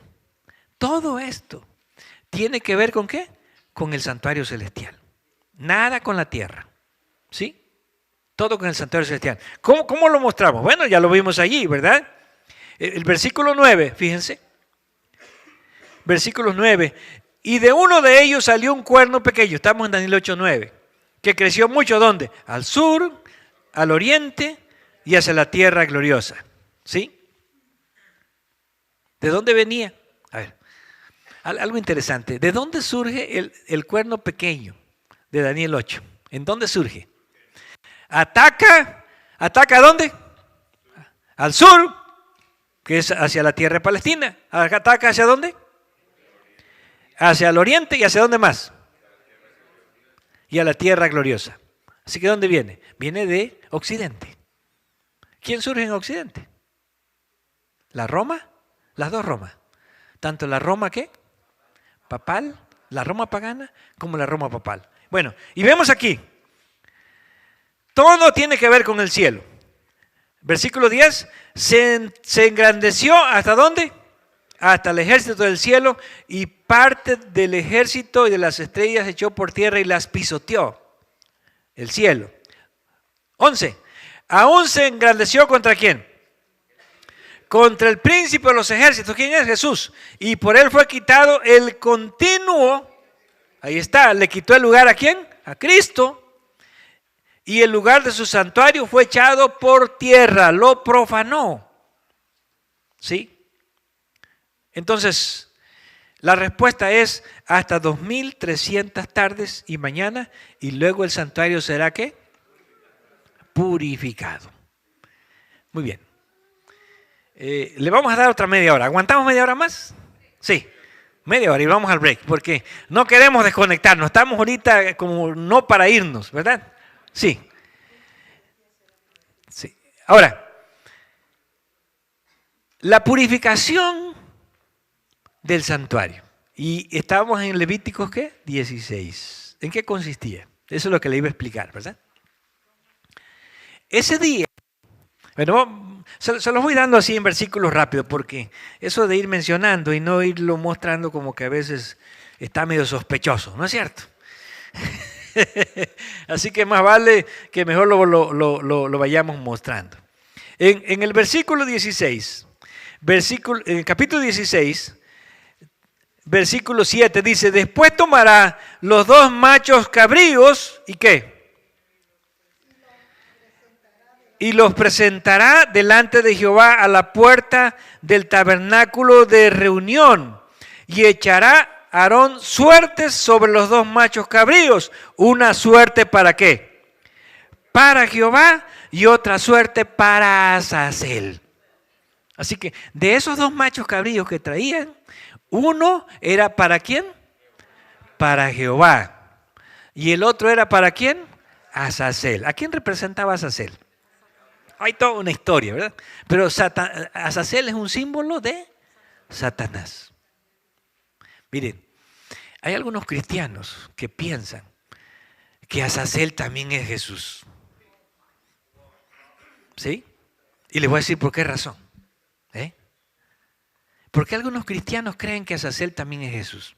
Nosotros como adventistas no creemos que Azazel es ¿qué? Es Jesús. Nosotros creemos que Azazel es un símbolo ¿de quién? De Satanás. Por todo lo que vamos a ver en Levíticos. Pero, ¿por qué algunos evangélicos creen que Azazel representa a Jesús? Bueno, vamos ahí al versículo 10.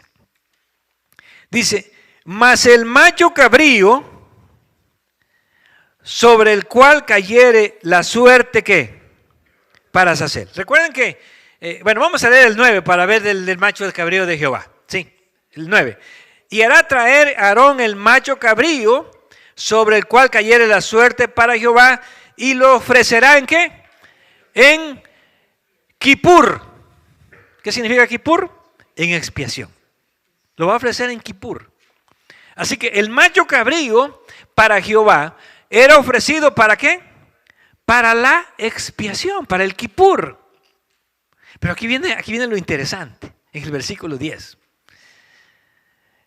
Y otra vez, las versiones Reina Valera cambiaron la palabra. ¿Sí? A veces, hoy creo que lo que dice la hermana White, a veces nosotros cambiamos, dice que algunos traductores cambiaban las palabras, algunos inclusive copistas cambiaron las palabras pensando que hacían el texto más claro cuando lo estaban ¿qué? Confundiendo más. ¿Sí? Y algunos traductores hacen lo mismo. ¿Por qué? Porque el versículo 10, vamos ahí, y ahí es donde está el asunto, porque algunos evangélicos creen que también Azazel representa a Jesús. Dice, mas el macho cabrío sobre el cual cayere la suerte de Azazel o por Azazel, lo presentará como vivo delante de Jehová para hacer ¿qué? No, para hacer el Kipur. El hebreo dice para hacer el Kipur. Para hacer también ¿qué? La expiación. Y aquí es donde la situación se pone difícil. Porque entonces, estos evangélicos dicen, Satanás no puede hacer ¿qué? Expiación. Porque el único que hace expiación, ¿quién es? Es Cristo Jesús. ¿Recuerden qué significa la palabra expiación? Expiar significa limpiar. ¿Sí? Eso significa expiar. Hay que limpiar. Entonces, ¿cómo nosotros mostramos que no es, que este no es Jesús? Muy bien. Dice, lo presentará ¿qué? Vivo delante de Jehová para hacer, y aquí está la clave, dice, el hebreo dice, para hacer la expiación sobre él mismo. ¿Entienden ustedes ahora? ¿Sí? El macho cabrillo que se ofrecía a Dios era para hacer la expiación, vamos a ver más adelante, ¿de qué? Del santuario, del lugar santísimo, era limpiar el lugar santísimo, limpiar el lugar santo y limpiar ¿qué? El altar. Limpiar a los sacerdotes y limpiar ¿a quién? Al pueblo. ¿Quién lo hacía eso? El macho cabrío para Jehová. ¿Sí? Pero el macho cabrío para Azazel también hacía expiación, también hacía limpieza. Pero dice ahí, ¿sobre qué? Sobre él mismo. El hebreo dice sobre él mismo. ¿Qué significa esto? Muy bien, ahorita vamos a verlo. Porque parece complicado, pero no, está bien sencillo. Bien sencillito, ¿sí? Bien fácil. No, para ustedes también. Aquí está en la Biblia. Parece complicado, pero esto está bien sencillo. Muy bien. Cuando una persona comete, y esto lo vamos a ver aquí ahorita. Cuando una persona comete un pecado, ¿quiénes están involucrados en el pecado? Vamos a poner que yo cometo un pecado. ¿Solamente yo estoy involucrado o hay alguien más? ¿Quién más está involucrado? Satanás. Miren.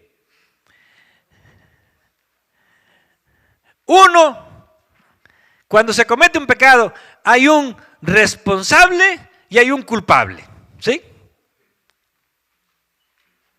Escuchen. Hay un responsable y hay un culpable. Les voy a poner un ejemplo. Imagínense que una persona que tiene dinero le paga a otra persona para que vaya y mate a otra persona. ¿Sí?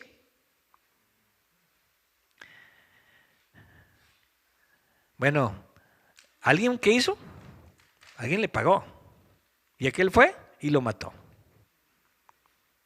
Ahí, ¿cuántos son los involucrados? ¿Uno o dos? No, porque el otro es el muerto, ¿verdad? Y los involucrados en el pecado, ¿sí? En el pecado. ¿Es uno? ¿Ante la ley es uno o son dos? Ante la ley son dos. Hay uno que se llama responsable y hay otro que se llama ¿qué? Culpable. A ver, ¿quién es el culpable? El que fue y lo mató. ¿Y quién es el responsable? El que lo mandó a matar. ¿Sí? Es el responsable. Es como un padre, el padre responsable de los actos de sus hijos, ¿sí o no? Vamos a decir, cuando son chiquitos, ya son grandes, ya no. ¿Verdad? Por eso si un niño hace un problema en la escuela, ¿a quién mandan a buscar? Al papá, porque ese es ¿qué? Ese es el que responde, pues el responsable. Cuando yo cometo un pecado, hay dos involucrados. El responsable, que es el que instiga, ¿verdad? ¿Quién es el responsable ahí? Satanás. Y el culpable, ¿quién es el culpable? Soy yo. El que le obedece. ¿Sí? Ahora entendemos el concepto de pecado. Cristo, ahora el pecado tiene que ser limpiado del universo. ¿Sí? Y Cristo solo puede hacer expiación por los pecados ¿de quién? De nosotros. Pero por el pecado, por la culpabilidad de Satanás, Jesús no se hace responsable. Esa la tiene que limpiar ¿quién? Él mismo. Él mismo la tiene que limpiar. ¿Cómo la va a limpiar? Con su propia vida. ¿Sí? Ahí está el símbolo. Por eso el hebreo dice que el macho cabrío, dice ahí, para hacer, dice, expiación ¿sobre qué? Sobre él mismo, sobre su propia culpa. ¿Sí? Jesús no le va a limpiar la culpa a Satanás. El pecado hay que erradicarlo, y el que tiene que responder por los pecados y pagar y limpiarlos es Satanás. Tiene que pagar con su propia vida para que se pueda limpiar el pecado. Porque recuerden que la paga del pecado, ¿qué es? Es muerte. Ahora, ¿verdad que no está difícil? Está fácil. Está bien fácil. A veces le damos muchas vueltas, pero esto está sencillito. Los dos machos cabríos, según el hebreo, hacían kippur. Los dos machos cabríos hacían ¿qué? Expiación. Uno, miren, ahora sí vamos con el final de la historia, ¿verdad? Y vamos allí, el versículo 20.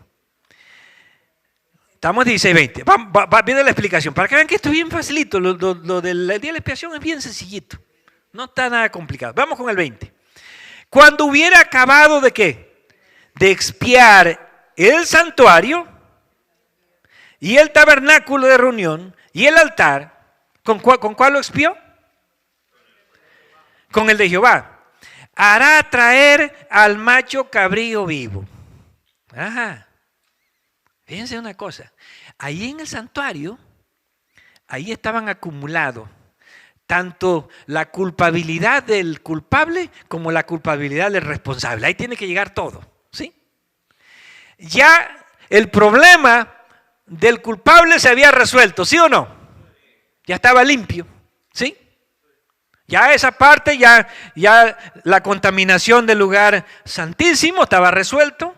La contaminación del santo, del altar, del pueblo estaba resuelto. ¿Sí? Lo vamos a ver más adelante, aquí mismo.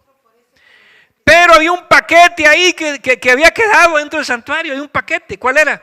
El paquete de los pecados de la responsabilidad. ¿El paquete de quién? De Azazel. Aquí está. ¿Y ahora qué vamos a hacer? Bueno, tráiganse a quién. Tráiganse al macho cabrío vivo. ¿Por qué? ¿Por qué? Porque esto tiene que salir del santuario. ¿Qué se hacía? Bueno, ahí está. Versículo 21. Pondrá Aarón ¿qué? Sus dos manos sobre la cabeza del macho cabrío vivo. Y confesará ¿qué? Sobre él todas las iniquidades de los hijos de Israel, todas ¿qué? Sus rebeliones y todos sus pecados, poniéndolos así sobre la cabeza del macho cabrío, y lo enviará al desierto por manos de un hombre destinado por esto. Muy bien, ¿qué hacía Aarón? Dice, bueno, ya la parte de la culpa del pecado que ustedes cometieron, ¿verdad? Esa parte está resuelta. Pero la parte de la responsabilidad del pecado que ustedes mismos hicieron, esa no. Esa se la vamos a poner ¿a quién? En la cabeza de Azazel, y que se vaya al desierto. ¿Sí? Para que el santuario pueda quedar ¿qué? Ahora sí limpio. Pero nota, ya había sido purificado. Pero había un paquete que estaba pendiente. ¿Y era el paquete de quién? De Azazel. Por eso ese chivo se llevaba la parte de Azazel, la parte que no había podido ser ¿qué? Expiada, que era la responsabilidad, la culpa de quién? De Satanás. ¿Sí? ¿Qué pasaba con ese macho cabrío? Bueno, hay dos tradiciones, ¿verdad? En el judaísmo, porque la Biblia ya no explica, ya lo que explica ya se los llevó, ¿verdad? Una tradición dice que lo abandonaban en el desierto para que las bestias del campo se lo comieran o se muriera allí, ¿verdad? Otros dicen que lo llevaban al desierto a un despeñadero y que ahí lo despeñaban para que se acabara el problema, ¿sí? Ahora, ¿por qué? ¿Por qué? Lo que el cuerno pequeño, ahora vamos a Daniel, ¿por qué lo que el cuerno pequeño hace en la tierra repercute en el cielo?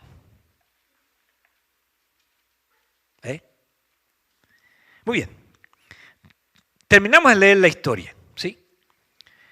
Dice aquí, versículo 29, terminamos de leer la expiación para que quede claro, ¿sí? Que así fue. Y esto tendréis, ¿por qué? Por estatuto perpetuo. En el mes séptimo, estamos en el 29, ¿sí? 16-29. En el mes séptimo, que dijimos que era el mes de Tishri, ¿sí? Séptimo mes judío. Recuerden que el mes de Tishri cae en el otoño, ¿verdad? Por eso es que cae entre septiembre, octubre, por ahí. Recuerden que en 1844, el día 10, ¿sí?, del séptimo mes, que el que está hablando aquí, ¿cayó cuándo? Según el calendario rabínico, anoche hablamos de esos dos, ¿recuerdan? Ayer, cayó el 23 de septiembre. Pero según el calendario caraíta, ¿cayó cuándo? El 22 de octubre. Además, si ustedes se meten al YouTube, ahí van a ver que hay bastante material sobre este calendario caraíta y sobre quiénes son los caraítas. Caraítas. Se lo explico rapidito porque si alguien les pregunta, ¿verdad? Los caraítas son una parte del judaísmo, no es la mayoría, pero es como un remanente. Una parte del judaísmo que cree que la inspiración divina, ¿verdad?, y la autoridad divina está en el Tanakh. ¿Saben qué es el Tanakh? Bueno, el Tanakh son las 3 partes del Antiguo Testamento. La ley, los profetas y los salmos. O sea, ellos se basan ¿en qué? En la Escritura. ¿Sí? Ellos no creen en el Talmud, en la tradición judía. ¿Recuerdan la tradición de los ancianos de ahí de Mateo 15, que Jesús tenía problemas con eso? Marcos 7. Ellos creen ¿en qué? En el Tanakh. ¿Qué es el Antiguo Testamento? No vamos a abreviar, porque ustedes van a escuchar esta expresión Tanakh. ¿Qué es el Tanakh? El Tanakh son las 3 partes ¿de qué? Del Antiguo Testamento. Que era la ley, que era todo lo que escribió Moisés, ¿verdad? Los profetas, lo que escribieron los profetas, y los salmos, ¿sí? Las 3 partes. Esa aparece ahí en Lucas 24, pero no vamos a hablar de eso ahorita, ¿sí? Muy bien. Entonces tenemos allí, el rabínico está más apegado ¿a qué? Al Talmud. ¿Verdad? Recuerden que el Talmud surge de la Mishnah. La Mishnah surge de la tradición de los ancianos. ¿Se lo explico rapidito? Bueno, un minuto. Vamos ahí. En el tiempo de Jesús, los fariseos enseñaban que cuando Moisés recibió la ley de Dios en el Sinaí, recibió una ley escrita y una ley oral. ¿Sí? ¿Correcto? ¿Ustedes creen eso? No, la Biblia no dice eso. Moisés recibió una ley ¿qué? Escrita, la que está allí. Claro, los 10 mandamientos primero fueron proclamados, pero Dios se los dio escritos en los 10 mandamientos. Y lo demás se escribió en el libro de la ley de Moisés, ¿correcto? ¿Sí? Ahí aparece en Deuteronomio. Bueno, hay muchas referencias, ahorita no voy a mencionar. Pero, ¿qué es lo que los rabinos creen? Bueno, los rabinos dicen que hubo ¿qué? Que hubo una ley oral. Que esa ley oral se transmitió de generación en generación. Y en el tiempo de Jesús se llamaba la tradición de los ancianos, ¿sí? Eso de que había que lavarse los jarros, que cada vez que vayas al mercado, si tocas un gentil te lava, que lava tu loza porque se le paró una mosca es inmunda, entonces te vas a contaminar. Todo eso era ¿qué? Tradición del sábado. Muy bien, eso se convirtió en lo que en el siglo II llegó a llamarse, segundo después de Cristo, la Mishnah. ¿Sí? La Mishnah. ¿Qué era la Mishnah? La Mishnah eran todos ¿qué? Todas las tradiciones que se dividieron en 7 partes. Digo, en 6 partes. Y esas tradiciones, ¿verdad? En el tiempo de Jesús se decía que no podían escribirse porque eran ¿qué? Oral. Pero después del año 200 después de Cristo se empezaron a escribir, ¿verdad? Entonces cuando se terminaron de escribir, vinieron los comentarios que formaron ¿qué? El Talmud. ¿Sí?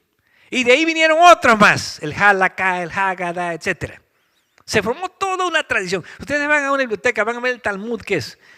Son volúmenes, muchos volúmenes de la tradición.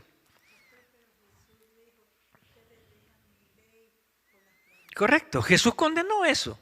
Muy bien, entonces los judíos rabínicos establecieron un calendario más basado ¿en qué? en la tradición. Y los pioneros descubrieron eso. Los caraítas basaron más su calendario ¿en qué? En las estaciones, tal y como lo establece el libro, ¿recuerdan? Levítico 23. Donde dice que con la cosecha del trigo, la cebada, ¿recuerdan ustedes? La fiesta de la Pascua. Especialmente lo que se llamaba la ofrenda de la gavilla mecida, que era el día 16 del mes de Abib que se ofrecía el primer grano, ¿qué es la gavilla? Recuerden que la gavilla es un manojo, era un manojo que se corta de trigo y se ofrecía.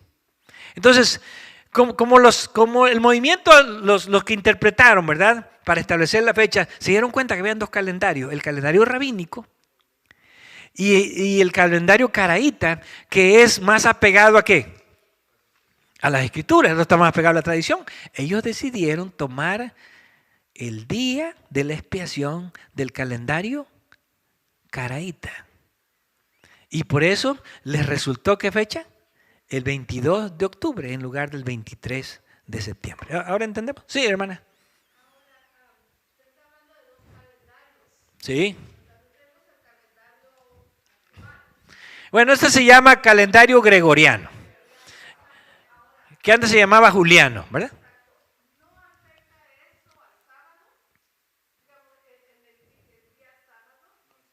No, no absolutamente, ¿verdad? Hay una teoría que dice que en el diluvio se perdieron los días de la semana, pero eso no es bíblico. ¿Por qué? Porque si vemos el registro bíblico, ¿verdad? A partir de Génesis 7 y 8, encontramos que Noé llevaba un registro ¿qué? Exacto de los días y los meses y los años, aún dentro de ¿dónde? Dentro del arca. ¿Sí? Ahí también se veía cuando amanecía y cuando anochecía. Está bien que no había sol porque estaba todo nublado, pero de que se daban cuenta que ya anochecía y que ya amanecía, sí se daban cuenta. ¿No es así? Entonces, eso nunca se ha perdido. La semana nunca se ha cambiado. En el tiempo del Papa Gregorio, ¿verdad? Por eso se llama gregoriano, se le quitaron 10 días al calendario. Porque no se habían dado cuenta que el día, el año realmente es de 365 días y un cuarto. ¿Sí? Entonces el tiempo se estaba ¿qué? Atrasando. Y tuvieron que moverse de un jueves 4 de octubre a un viernes 15. ¿Le quitaron cuántos? 10 días al calendario. Y así se fue que se formó. Por eso que se llama gregoriano. Es el mismo juliano. Solo que con 10 días mochados. ¿Verdad? No, sí, eso es para el año bisiesto, que es otra cosa. ¿Verdad? Pero el año solar... El año solar es exactamente de 365 días, un cuarto y otro poquito, que creo que se recompensa con un día cada 400 años. Por ahí algo así va, ¿verdad? ¿Sí? Pero eso, hermano, no afectó en nada. La semana nunca se ha cambiado, ¿verdad? O sea, los años son diferentes, los años de los judíos son diferentes, ¿verdad? Se quitaron 10 días, pero no se le quitaron a la semana, se le quitaron al mes, ¿sí? Se brincó solo de un jueves a un viernes, de un 4 a un 15, 10 días fuera. ¿Sí? No, pregunte.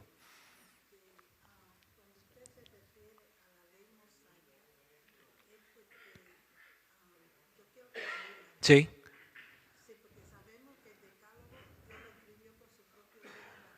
Ajá. La ley mosaica la dictó Dios, pero la escribió Moisés. Sí. Moisés nada más se llama ley de Moisés porque la escribió. Y antes de Moisés, por ejemplo, en los tiempos de Abraham, que se entiende también que Sí, sí. según he oído decir, se conocía a Dios por tradiciones orales. Bueno, ya antes de la ley escrita, miren, si ustedes leen, por ejemplo, es que no tengo tiempo, pero si leen Romanos 5:12, ¿verdad? Ahí van a encontrar que ya la ley existía porque ya existía el pecado. Antes de la ley ya existía la ley porque ya existía el pecado, porque no hay ley, ¿qué? No hay pecado. Y Pablo dice que antes de la ley, está hablando Pablo de la ley, ¿qué? La ley escrita, ya el pecado, ¿qué? Existía, porque ya había conocimiento de ¿qué? De la ley aunque no escrita, ¿sí? Ya la conocían oral, no estaba escrita. Ahora, lo que estamos hablando de los rabinos es que ellos dicen que cuando se le dio a Moisés se le dieron dos leyes, una oral y una escrita. La Biblia no dice eso. Ese es un invento, ¿verdad? De la tradición. Sí.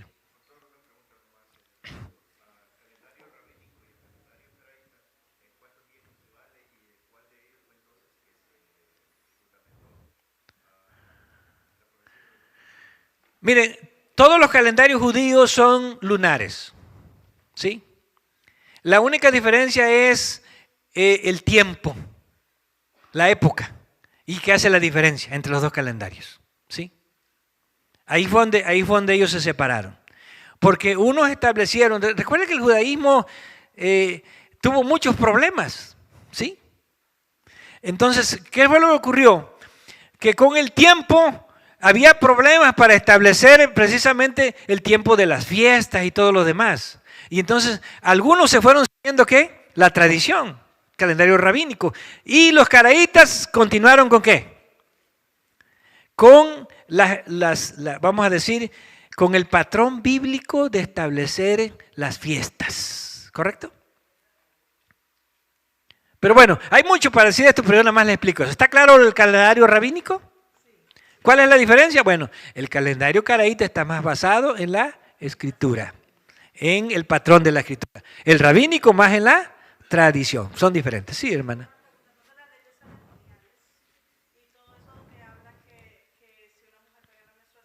Sí. Correcto. Levítico 11. Eso está en el Tanakh, eso está en el Antiguo Testamento.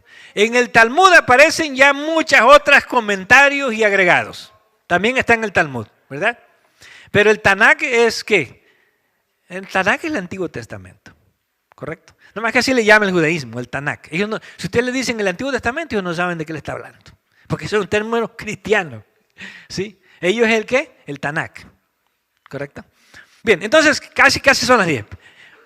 Estamos terminando el Levítico ¿qué? 16. Y entonces estamos en el versículo ¿qué? 29. Y esto tendréis por estatuto perpetuo. ¿Cuándo? En el mes séptimo, a los 10 días del mes. Era el día del Yom Kippur. Recuerden que la palabra Yom es día. Y Kippur, ¿qué es? Expiación. Ahora, en Levítico 16 aparece como Yom Kippurim, plural. Día de expiaciones. Porque no solamente se expiaba a quién, al pueblo de Dios, se expiaba también al macho cabrío. O sea, todos los pecados, tanto los pecados que expiaba Cristo como los que expiaba Azazel. Dice, afligiréis vuestras almas, ninguna obra haréis, ni el natural ni el extranjero que mora entre vosotros. Recuerden que era un sábado completo de reposo, porque en este día se hará ¿qué? Expiación por vosotros, y seréis limpios de todos vuestros pecados delante de Jehová. ¿Sí? Y luego dice el versículo 32, hará la expiación el sacerdote que fuere ungido y consagrado para ser sacerdote en lugar de su padre, el sumo sacerdote. Se vestirá las vestiduras de lino, las vestiduras sagradas. Y hará la expiación, ¿por qué? Por el santuario santo, el tabernáculo de reunión. También hará expiación, ¿por qué? Sobre el altar. ¿Por quién más? Por los sacerdotes y por todo el pueblo de la congregación. Este versículo clave, no se les olvide, el 33. ¿Sí? ¿Qué incluía la expiación? Tanto el santuario como las personas. ¿Sí? Pero esa es la expiación que hacía el macho cabrío para Jehová. ¿Sí? Y entonces termina diciendo, y esto tendréis como estatuto perpetuo para hacer expiación una vez al año por todos los pecados de Israel, y Moisés lo hizo como Jehová les mandó. Ahora les pregunto, ¿es difícil entender el día de la expiación o está fácil? ¿Está difícil? Está fácil. Está fácil. Está bien fácil. ¿Verdad? Pastor, ¿está difícil? Está fácil. Está fácil. Bien fácil. Yo no sé por qué a veces andamos dándole tantas vueltas, ¿verdad? Ahí está en el texto. ¿Sí? Sí. Si ustedes ven, no leímos todos los versículos, pero leímos los textos claves. Los textos claves que nos enseñan realmente qué era el día de la expiación. Ahora, algo interesante, el día de la expiación. Miren, cuando los pecados entraban en el santuario, vamos a decir, en la purificación del santuario, en el lugar santo, ¿verdad? Que era todo el año, los pecados entraban así. Primero se hacía expiación, ¿en dónde? En el altar de sacrificios. Después se hacía expiación, ¿dónde? El sacerdote metía la sangre en el lugar santo. Y de ahí la aventaba, la asperjaba. ¿Hacia dónde? Hacia el velo. No en el velo. Algunos han dicho que en el velo. No. El hebreo presenta el hecho de que se paraba en medio y hacia el velo. ¿Sí? Hacia el velo, no en el velo. Porque algunos dicen, bueno, entonces ese velo estaba lleno de sangre. No, ¿verdad? Era un símbolo de que lo estaba enviando ¿hacia dónde? Hacia el lugar santísimo. Eso ocurría en el servicio diario, todos los días, todos los días. Lo hacían los sacerdotes comunes. Pero el día de la expiación era el sumo sacerdote. Y la expiación venía ¿de dónde? Si notan ahí, ¿sí notaron lo que leímos? Levíticos 16:33, venía al revés. Venían saliendo ¿de dónde? Del lugar santísimo. ¿Después qué? Al lugar santo y luego al altar de sacrificio. Venía en sentido contrario. O sea, primero entraban y después ¿qué? Venían para afuera. 16:33, ahí donde habla. Sí, ahora, le voy a hacer la última pregunta. 2 minutos las vamos a contestar. La sangre. ¿La sangre purifica o contamina? A ver, quiero que me contesten. ¿Por qué? Porque los pecados entraban al santuario cuando se introducía ¿qué? La sangre de los animales. Y era cuando se contaminaba el santuario.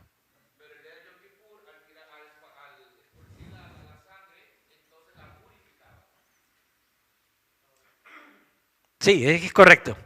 Pero entonces mi pregunta es, ¿la sangre contamina o purifica? A ver, es que tiene que tener nada más una respuesta. No pueden ser las dos.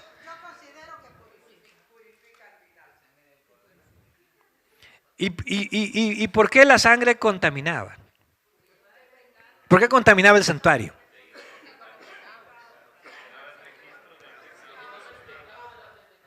Les voy a poner un ejemplo de una lavadora, ¿sí? De una lavadora. Esa nos va a ayudar a resolver el problema, ¿sí? Una lavadora. Cuando usted mete una ropa sucia a la lavadora, ¿sí? El agua limpia la ropa sucia o la ensucia. Sí. Pero ¿cómo sale el agua?